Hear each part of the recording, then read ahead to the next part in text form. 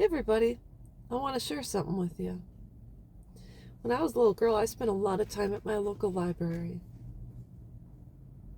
I was there once a week to get, I don't know, approximately 10 chapter books, Judy Blume and all that. And I still remember some of my favorite books from when I was a little girl. And the same books I read to my own children. This is one of the books, Corduroy. I'll tell you why it's significant. Because this little bear, he went on an adventure. But there's a meaning behind this story, so I'm going to read you just portions of it. So Corduroy was a bear that lived in the toy department at a local toy area of a local department store. And the store was always filled with shoppers buying all sorts of things, but no one ever seemed to want a small bear in green overalls. Then one morning, a little girl stopped and looked straight into Corduroy's bright eyes. "Oh, Mommy," she said, "look, there's the very bear I've always wanted." "Not today, dear," her mother sighed. "I've spent too much already. Plus, he doesn't look new. He's lost a button to one of his shoulder straps."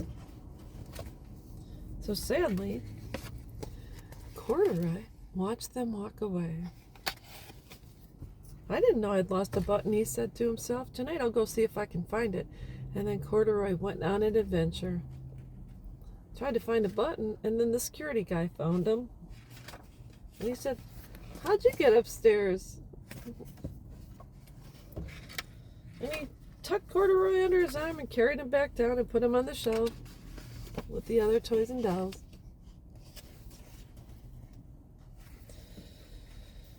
And then Corduroy was just waking up when the first customers came into the store in the morning. And there, looking at him with a wide, warm smile, was that same little girl he'd seen only the day before. "I'm Lisa," she said, "and you're going to be my very own bear. Last night I counted what I saved in my piggy bank, and my mother said I could bring you home." And then the lady said, "Do you want me to put him in a box for you?" And the girl said, "No, I'm going to carry him home." So she ran all the way up 4 flights of stairs into her family's apartment, straight into her own room.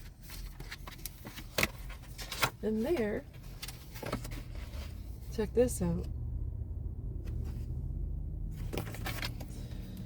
Corduroy blinked. There was a chair and a chest of drawers and alongside a girl-sized bed stood a little bed, just the right size for him.